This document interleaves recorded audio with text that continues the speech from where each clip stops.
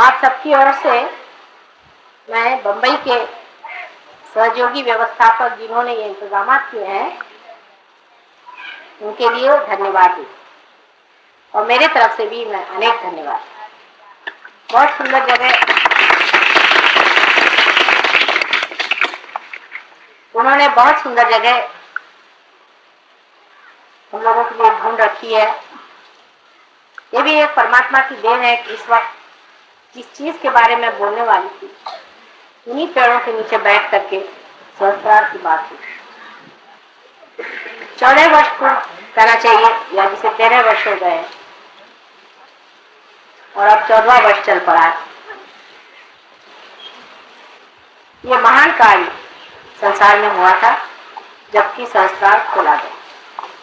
इसके बारे में मैंने अनेक बार आपसे हर संस्कार दिन पे बताया हुआ कि क्या हुआ था, किस तरह से ये घटना हुई, क्यों की गई और इसका महात्म्य क्या है।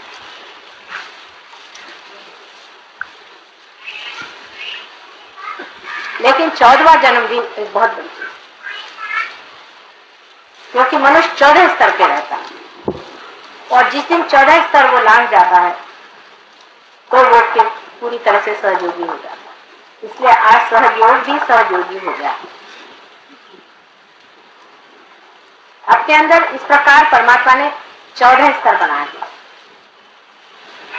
अगर आप गिनिए सीधे तरीके से तो भी अपने अंदर आप जानते हैं कि 7 चक्र की सर्वतः बन जाती है। 7 या उसके अलावा और 2 चक्र जो है उसके बारे में आप लोग बातचीत ज्यादा नहीं कर सकते।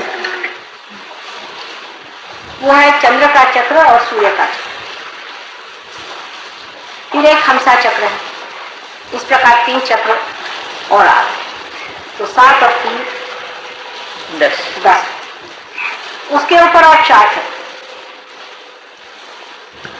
सहस्त्रार से ऊपर और 4 चक्र हैं और उन चक्रों के बारे में भी मैंने आपसे बताया था। अर्ध बिंदु, बिंदु, वलय और प्रदक्षिण, ऐसे 4 सहयोग के बाद भी जबकि आपका सहस्त्रार खुल गया है उस पर भी ये 4 चक्रों में आपको जाना है। अर्ध बिंदु, बिंदु, वलय और प्रदक्षिण। इस 4 चक्रों के बाद कह सकते हैं कि हम लोग सहयोगी हो। और दूसरी तरह से भी आप देखें तो हमारे अंदर 14 स्थितियां सहस्त्रार तक पहुंचने पर भी है अगर उसको विभाजित की जाए तो। 7 चक्र अगर ईड़ा नाड़ी पर और 7 पिंगला नाड़ी पर है। मनुष्य जब चढ़ता है तो वो सीधे नहीं चढ़ता, वो पहले लेफ्ट में आता है फिर राइट में जाता है, लेफ्ट में आता है फिर राइट में जाता है। और कुंडलिनी जो है वो भी जब चलती है तो इन दोनों में विभाजित होती हुई चलती है। इसकी वजह यह है कि मैं आपको अगर समझा कि 2 रस्सी और दोनों रस्सियां इस प्रकार नीचे उतरते वक्त या ऊपर चढ़ते वक्त भी 2 अवगुंठन लेती है। जब 2 अवगुंठन लेती है तो उसके लेफ्ट और राइट इस प्रकार से पहले लेफ्ट और फिर राइट दोनों के अवगुंठन होने से फिर राइट वाली राइट को आ जाती, लेफ्ट वाली राइट को चली जाती। आप अगर इसको देखें तो मैं आपको दिखा सकती हूँ कि अगर समझ लीजिए इस तरह से आया, अब इसने एक चक्कर लिया और दूसरा चक्कर लेने में फिर आ गई इसी तरफ से। इस तरफ से आया, इसने एक चक्कर लिया फिर दूसरा चक्कर लिया फिर इस प्रकार 2 अवगुंठन उसमें होते जाते हैं। इसीलिए आपको जब कुंडलिनी चढ़ती है उस चक्र पे आपको दिखाई देता है कि लेफ्ट पकड़ा है या राइट, क्योंकि कुंडलिनी तो एक, फिर आपको एक ही चक्र पे दोनों चीज दिखाई देती। इस प्रकार आप देखें कि लेफ्ट पकड़ा है या राइट पकड़ा। तो इस प्रकार हमारे अंदर लेफ्ट और राइट अगर दोनों का विभाजन किया जाए एक चक्र का तो 7 दूनी 14, वैसे ही हमारे अंदर 14 स्थितियां तो पहले ही क्रॉस करनी पड़ती है जब आप संस्कार।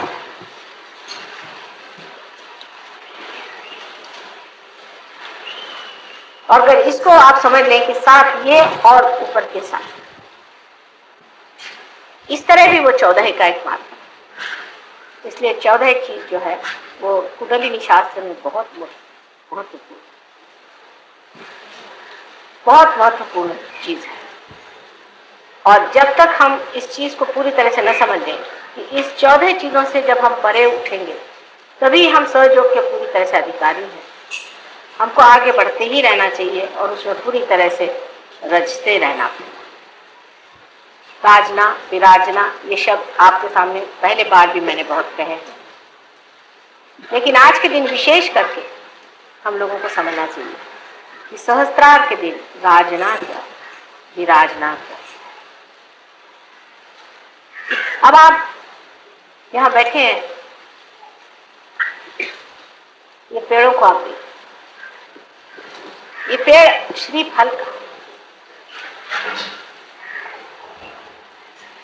नारियल को श्रीफल का, नारियल को श्रीफल कहा जाता है। श्रीफल जो नारियल है, इसके बारे में आपने कभी सोचा या नहीं पता, लेकिन बड़ी सोचने की चीज है इसे श्रीफल क्यों होता है। यह समुद्र के किनारे होता है और कहीं होता है। सबसे अच्छा जो ये फल होता है समुद्र के किनारे। वजह यह है कि समुद्र जो है ये धर्म है। जहाँ धर्म होगा वहाँ श्रीफल फल, जहाँ धर्म नहीं होगा वहाँ श्रीफल है। लेकिन समुद्र के अंदर सभी चीजें बसी रहती,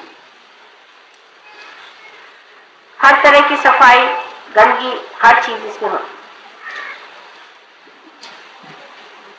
ये पानी भी नमक से बना, इसमें नमक, ईसा मसीह ने कहा था कि तुम संसार के नमक, यानी हर चीज में आप पूछ सकते हैं, हर चीज में आप स्वाद दे। नमक को, नमक के बगैर इंसान जी नहीं। जो हम ये प्राण शक्ति अंदर लेते हैं, अगर हमारे अंदर नमक न हो तो वो प्राण शक्ति भी कुछ कार्य नहीं। ये कैटलिस्ट, और ये नमक जो है ये हमें जीने का, संसार में रहने का, प्रपंच में रहने की पूर्ण व्यवस्था नमक है। अगर मनुष्य में नमक न हो तो किसी काम का इंसान। लेकिन परमात्मा की तरफ जब ये चीज उठती है तो वो सब नमक को नीचे छोड़, सब चीज छूट जाए। और जब इन पेड़ों पर सूर्य की रोशनी पड़ती है और सूर्य की रोशनी पड़ने पर जब इसके पत्तों का रस और सारे पेड़ का रस ऊपर की ओर खिंचाता है, क्योंकि इवेपोरेशन होता है, तब इसमें से जो, इस तना में से जो यही पानी ऊपर बहता है, वो सब कुछ छोड़ करके इस 14 चीजों को लांग करके ऊपर जा करके श्रीफल, वही श्रीफल आप और देवी को श्रीफल जरूर देना। श्रीफल दिए बगैर पूजा संपन्न नहीं। श्रीफल भी एक अजीब तरह से बना हुआ है, दुनिया में ऐसा कोई सा भी फल नहीं जैसे श्रीफल।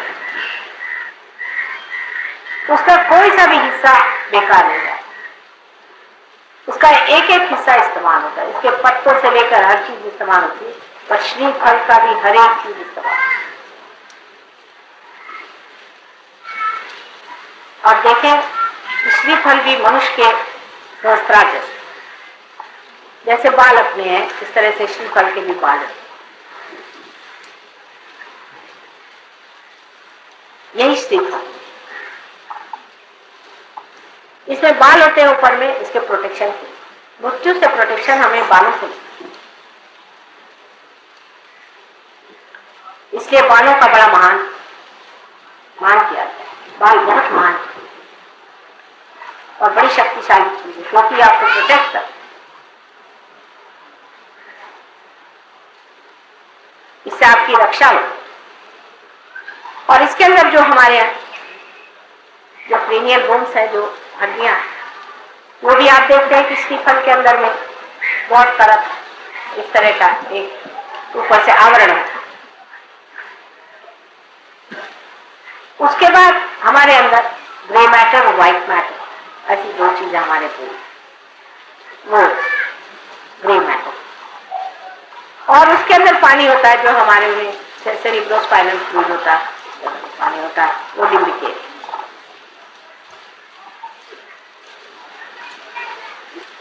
तो ये साक्षात श्रीफल जो है यही हमारा, जब इनके लिए ये फल है तो हमारे लिए ये फल, जो हमारा ब्रेन है ये हमारे सारे उत्क्रांति का फल है। आज तक जितनी हमारा इवोल्यूशन हुआ है, जो अमीबा से आज हम इंसान बने, वो सब हमने इस ब्रेन के फलस्वरूप पाया। ये जो ब्रेन है, ये सब कुछ हमने जो कुछ पाया इस ब्रेन, इसी में सब तरह की शक्तियां, सब तरह का इसी में सब पाया हुआ धन संचित। अब इस हृदय के अंदर जो आत्मा विराजती है और उसका जो प्रकाश हमारे अंदर सहयोग के बाद 7 परतों में फैलता है दोनों तरफ से, वो तभी हो सकता है जब आदमी का संस्कार। अभी तक हम इस दिमाग से दो ही काम करते हैं। आत्म साक्षात्कार से पहले सिवाय इसके कि हम अहंकार और सुपर ईगो, इन दोनों के माध्यम से जो कार्य करना है हम करते हैं। अहंकार और प्रति अहंकार, या आप कहिए मन और अहम, इन दोनों के सहारे हम सारे कार्य करते हैं। लेकिन रियलाइजेशन के बाद हम आत्मा के सहारे कार्य करते हैं। आत्मा रियलाइजेशन से पहले हृदय में ही विराजमान, बिल्कुल अलग सना क्षेत्रज्ञ बना हुआ। आप देखते रहते, उसका काम वो अपना जैसा भी है देखने का मात्र वो करते रहता है, लेकिन उसका प्रकाश हमारे चित्त में नहीं, वो हमसे अलग है, वो चित्त में नहीं। रियलाइजेशन के बाद वो हमारे चित्त में आ जाता है, पहले चित्त में। और चित्त आप जानते हैं कि वॉइड में है,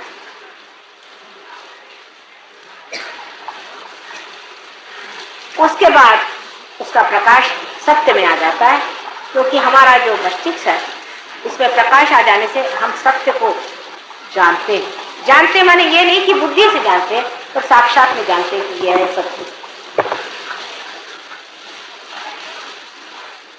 उसके बाद उसका प्रकाश हृदय में दिखाई, हृदय प्रगाढ़, हृदय बढ़ने लग जाता है, विशाल होने लगता है, उसकी आनंद की शक्ति लगती है। इसीलिए सच्चिदानंद, सत्य, चित और आनंद, सत्य मस्तिष्क में, चित्त हमारे धर्म में और आनंद हमारे आत्मा में प्रकाशित होने लगता है।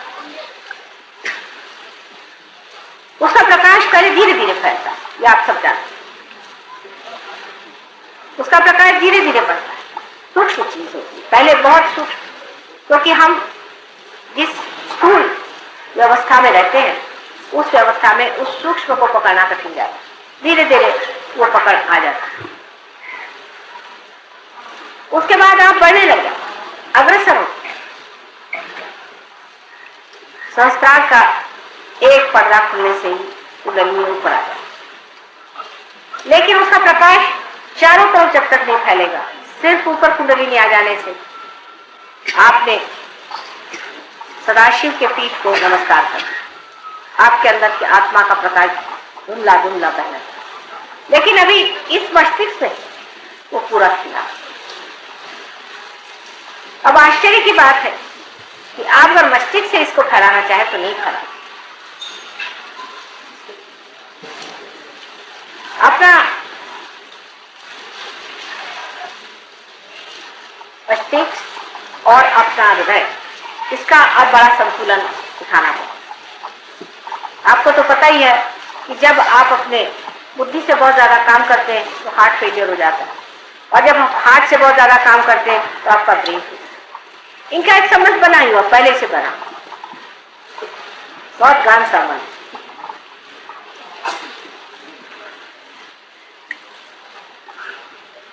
और उस गहन संबंध की वजह से जिस वक्त आप पार हो जाते हैं, इसका संबंध और भी गहन होना पड़ता है। हृदय और इस ब्रेन का संबंध बहुत ही घना होना चाहिए। जिस वक्त ये पूरा इंटीग्रेट हो जाता है, तब चित्त आपका जो है पूर्णतया परमेश्वर स्वरूप है। ऐसा ही कहा जाता है हठ योग में भी कि मन और अहंकार दोनों का लय हो जाता है। लेकिन इस ऐसी बात करने से तो किसी के समझ में नहीं आएगा इसका लय कैसे होगा। मन और अहंकार, वो मन के पीछे लगे रहते हैं, अहंकार के पीछे लगे रहते हैं। अहंकार को मारते रहो तो मन बढ़ जाता है, मन को मारते रहो तो अहंकार बढ़ जाता है। उसे समझ नहीं आता ये पागलपन क्या है, ये किस तरह से किया जाए। मन और अहंकार दोनों को किस तरह से जीता, उसका एक ही द्वार है, आज्ञा। आज्ञा चक्र पे काम करने से मन और अहंकार जो है पूरी तरह से लय हो जाता है। और वो लय होते ही हृदय और ये जो ब्रेन है इनमें पूरा सामंजस्य पहले आ जाता है, रिकॉर्ड। लेकिन एकता नहीं है। इस एकता को ही हमको पाना है। तो आपका जो हृदय है वही सहस्त्रार हो जाता है और आपका जो सहस्त्रार है वही हृदय है। जो आप सोचते हैं वही आपके हृदय में है और जो कुछ आपके हृदय में है वही आप सोचते हैं। ऐसी जब गति हो जाए तो कोई भी तरह की आशंका, कोई भी तरह का अविश्वास, किसी भी तरह का भय, कोई सी भी चीज नहीं। जैसे आदमी को भय लग गया तो उसे क्या करते हैं, उसको ब्रेन से सिखाते हैं कि देखो भाई भय करने की कोई बात नहीं, देखो तुम तो बेकार चीज को डर रहे थे, ये देखो प्रकाश लेकर। फिर वो अपने बुद्धि से तो समझ लेता तो ठीक करता। लेकिन जब दोनों चीज एक हो जाती,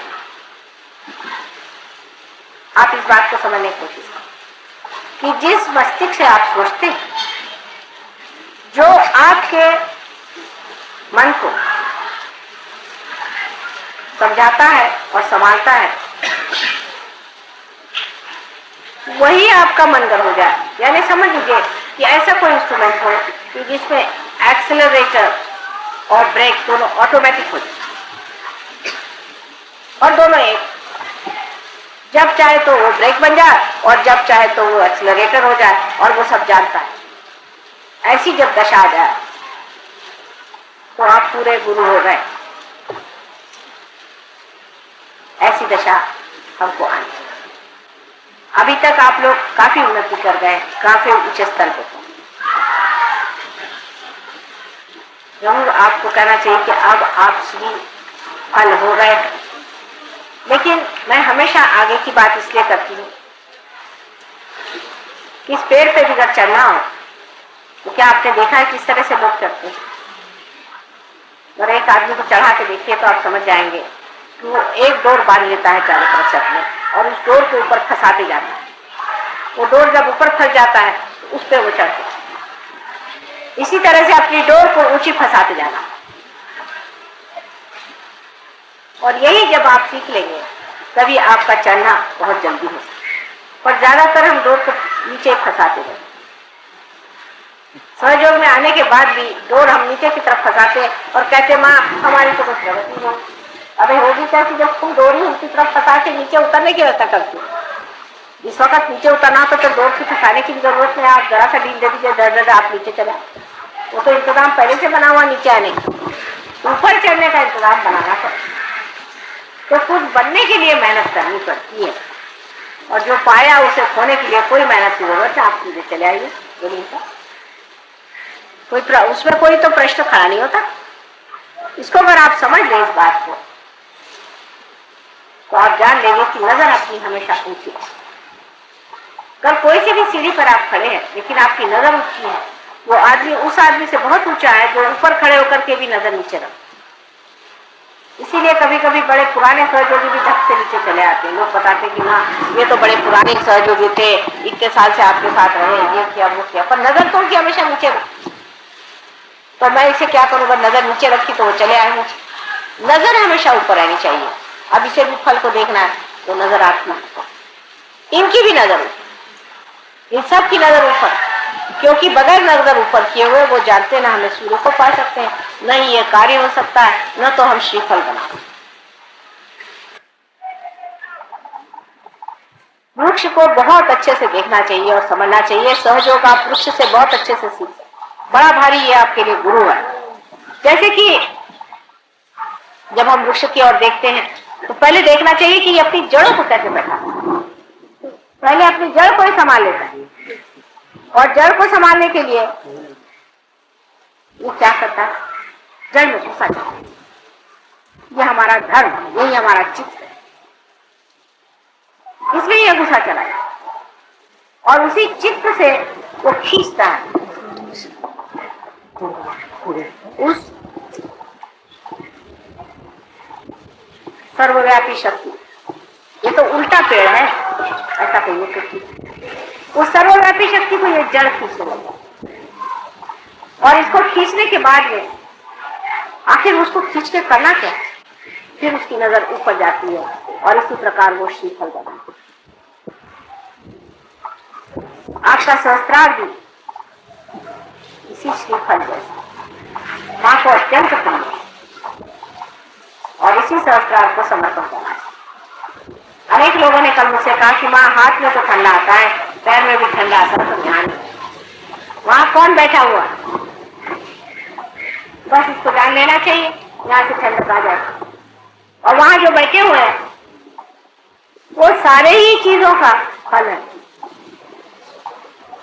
इस पेड़ की जो नीचे गड़ी हुई जड़ें हैं वो भी उसी से चले। इसकी जो तना है, इसकी जो मेहनत है, इसका जो इवोल्यूशन है, ये सब कुछ अंत में जाकर के वो फल होगा। उस फल में सब कुछ नहीं है, फिर से उस फल को आप जमीन में डाल दीजिए, फिर से यही सारी चीजें बनाए। वो सब का अर्थ वही है, वो सब का अंत वही है। सारे संसार में जो कुछ भी आज तक परमात्मा का कार्य हुआ है, जो भी उन्होंने कार्य किया है, उसका सारा समग्र स्वरूप, फल स्वरूप आज का हमारा ये महायोग है। और उसके स्वामी कौन है आप जानते। तो ऐसे शुभ समय पे आप लोग पैदा हुए हैं, ऐसे शुभ अवसर में आकर के आपने प्राप्त किया, तो धन्य समझना चाहिए और इस फल स्वरूप होकर के और आपको समर्पित। पेड़ से जब भी फल हटाया जाता है जब वो परिपक्व होता है, नहीं तो बेकार है, तो उससे पहले तो माँ को नहीं दिया, इसके परिपक्वता नहीं चाहिए, बचपना छोड़ दो। जब तक बचपना रहेगा आप पेड़ पे चिपके रहेंगे, लेकिन समर्पण के लिए पेड़ पे चिपका हुआ फल किसका होगा, उस पेड़ से हटा करके जब वो समर्पित हो तभी माना जाता है कि पूजा संपन्न हुई। इसलिए सहज हो तो समझने के लिए एक बड़ा भारी आपके सामने प्रतीक रूप से स्वयं साक्षात श्री फली खड़ा हुआ है। ये बड़ी मेहरबानी हो गई कि आज यहाँ पर हम लोग सब एकत्रित हुए और इस महान समारोह में इन सब पेड़ों ने भी हमारा साथ दिया है।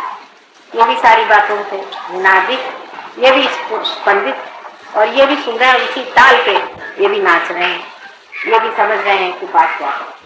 इसी प्रकार आप लोग के भी जो श्रीफल है उसको पूरी तरह से परिपक्व, उसको परिपक्व करने का एक ही तरीका है कि अपने हृदय से सामंजस्य बनाए, हृदय से एकाकार होने की। हृदय में और मस्तिष्क में कोई भी अंतर नहीं है।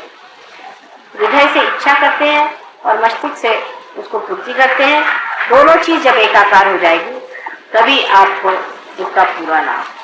अब सर्वसाधारण लोगों के लिए सहयोग एक बड़ी सीक्रेट बात है, उनकी समझ नहीं आती, क्योंकि उनका जीवन ही रोजमर्रा का उसी लेवल पर, उसी इस पे चल रहा है। लेकिन आपका लेवल अलग, आप अपने लेवल से नहीं, दूसरों की ओर अधिकतर जब आप देखते हैं तो दया दृष्टि, क्योंकि ये बेचारे क्या, इनका क्या हो, कहाँ जाए कि समझ में नहीं आता, इनकी गति क्या, कौन से मार्ग में पहुंचने वाले, इसको समझ करके और आप लोग ये समझे कि इनको अगर समझाने से समझ आ जाए सहयोग तो बहुत अच्छा है, समझाया जाए, उनको बताया जाए लेकिन अगर ये लोग परवाह न करें तो इनके आगे सर फोड़ने से कोई फायदा नहीं। अपने स्टीफ फल को फोड़ने से कोई फायदा नहीं। इसको बचा के, उसका कार्य बहुत ऊंचा है, उसको बड़े ऊंचे चीज के लिए आपने पाया हुआ है और उसी ऊंचे स्तर पे इसे रखें और उसी संपन्न अद्भुत स्थिति को प्राप्त होने पर ही आप अपने को धन्य समझ सकते। इसलिए इसको व्यर्थ चीजों के लिए अपनी खोपड़ी उठाने की कोई जरूरत नहीं, किसी से आर्ग्यू करने की जरूरत है, पर अपनी स्थिति को बनाए रखना चाहिए, नीचे उतरना नहीं चाहिए। ये जब तक नहीं होगा तब तक सहयोग का पूरा पूरा आपने जो कुछ समर्पण था वो नहीं पाए, जो कुछ अपनाना था वो नहीं पाए, जो कुछ ग्रोथ थे वो नहीं पाए, जो आपकी पूरी तरह से सर्वांगीण पूरी उन्नति होने की थी वो नहीं हुई और आप गलत फहमी में थे। इसके किसी भी मिथ्या चीज पर आप ये न सोचे कि हम कोई बड़े भारी सहयोगी हो गए या कुछ। जब आप बहुत बड़े हो जाते तो आप झुक जाते। देखिए इन पेड़ों की ओर हवा उल्टी तरफ बह रही, वास्तविक में पेड़ों को तो इस तरफ झुक जाना चाहिए जबकि हवा इस तरफ बह रही, लेकिन पेड़ किस तरफ झुके जाए।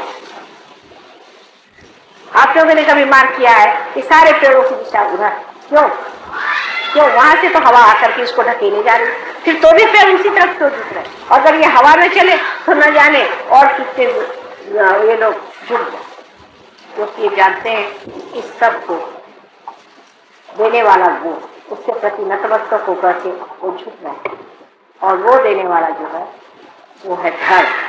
हमारे अंदर जो धर्म है, जब वो पूरी तरह से जागरूक होगा, पूरी तरह से कार्यान्वित होगा, तभी हमारे अंदर के श्रीफल इतने मीठे, सुंदर और पौष्टिक।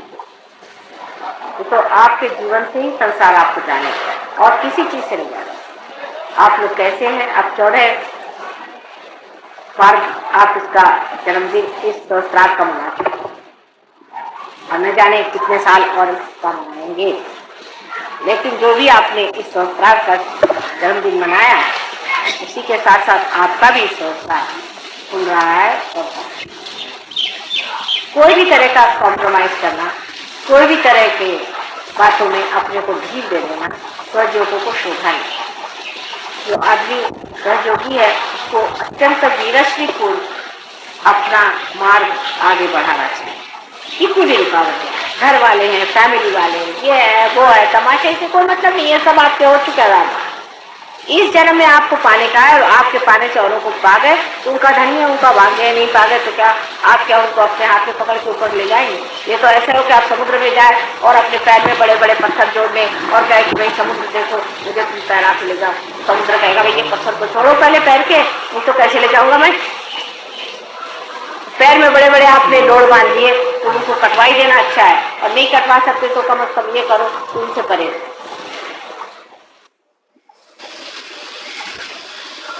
इस तरह की चीजें जो जो आपने पैर में बांध रखी है उसे एकदम तोड़ ताड़ के ऊपर उठ जाए।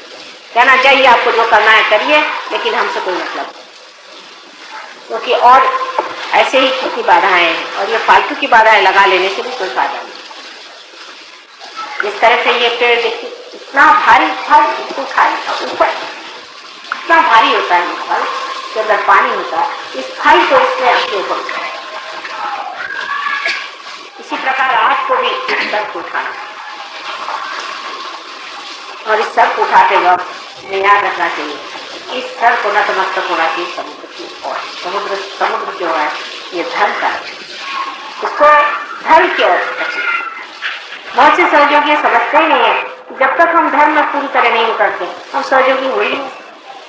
हर एक तरह की गलतियां करते रहते हैं। जैसे बहुत से लोग हैं तंबाकू खाते हैं, सिगरेट पीते हैं, शराब पीते हैं, ये सब करते रहते हैं और फिर कहते हैं हमारे सहयोग में प्रगति नहीं। तो होगी कैसी? आप अपने पीछे हाथ धोकर के लगेंगे। सहयोग के छोटे छोटे नियम है, बहुत सिंपल साधे हैं, जिसके लिए आपको शक्ति मिली है वो पूरी तरह से आप अपने आचरण में, व्यवहार में, और सबसे बड़ी चीज जो इनके झुकाव में है वो नतमस्तक होना और उस प्रेम को अपने अंदर से दर्शित करना। जो कुछ आपने परमात्मा से पाया उस प्रेम को परमात्मा को समर्पित करते हुए याद रखना चाहिए कि सबके प्रति प्रेम है। अंत में यही कहना चाहिए कि जिस मस्तिष्क से, जिस सहस्त्रार में प्रेम नहीं हो वहां हमारा वास नहीं। सिर्फ दिमाग में प्रेमी की बात आनी चाहिए कि प्रेम के लक्षण में क्या है। मैंने गहराई से सोचा तो मैं फिर वही कह रही हूँ कि दिल को कैसे हम प्रेम में ला सकते। यही सोचना चाहिए कि क्या मैं ये प्रेम में कर रहा हूँ, ये क्या प्रेम में बात हो रही है, सारी चीज मैं प्रेम में कर रहा हूँ, ये सब कुछ बोलना मेरा करना धरना सब क्या प्रेम में हो रहा है। किसी को मार पीट भी सकते हैं आप प्रेम में, और बहुत बात हो तो मार सकते हैं, लेकिन ये क्या प्रेम में हो रहा है। देवी ने इतने राक्षसों को मारा, वो भी प्रेम में ही मारा, उनसे भी प्रेम किया जिससे वो ज्यादा नहीं और भी राक्षस के महाराक्षस का बन जाए, और अपने भक्तों का प्रेम की वजह से उनको बचाने के लिए उनको मारा। उस अनंत शक्ति ने भी प्रेम ही कहा, जिससे उनका हित हो वही प्रेम है। तो क्या आप इस तरह का प्रेम कर रहे हैं जिससे उनका हित हो, ये सोचना है। अगर कर रहे हैं तो आपने वो चीज पाली जो मैं कह रही थी कि सामंजस्य आना चाहिए, तो सामंजस्य आप कर रहे हैं। तो एक ही शक्ति है जिसे हम कह सकते कि प्रेम, और प्रेम ही से सब आकारित होने से ही सबकी सुंदर सुडौल और व्यवस्थित हो सकती। जो सिर्फ शुष्क विचार है उसमें कोई अर्थ, और शुष्क विचार तो आप जानते हैं कि वो सिर्फ अहंकार से आते हैं, और जो मन से आने वाली चीज है वो दूसरी ऊपर से जरूरी उसको खूबसूरती ला देती है, लेकिन अंदर से खूबसूरती है। इसलिए एक चीज गर्वी होती है लेकिन शुष्क होती है, दूसरी चीज सुंदर होती है लेकिन नीरस होती है। एक नीरस है तो दूसरी खोखली। दोनों चीजों का सामंजस्य इस तरह से बैठ ही नहीं सकता क्योंकि एक दूसरे के विरोध है। लेकिन रियलाइजेशन के बाद में, सहयोग में आने के बाद में सारे विरोध टूट करके जो चीज विरोधात्मक लगती है वो ऐसा लगता है कि एक ही चीज के दो अंग, और ये आपके अंदर हो जाना चाहिए। इसलिए ये चीज घटित होगी तब हमें मानना पड़ेगा कि हमने अपने संसार का 14वां जन्मदिन पूरी तरह से। परमात्मा आप सबको सुखी रखे, और इस शुभ अवसर पे हमारी ओर से और सारे देवताओं की ओर से, परमात्मा की ओर से आप सबको अनंत आशीर्वाद।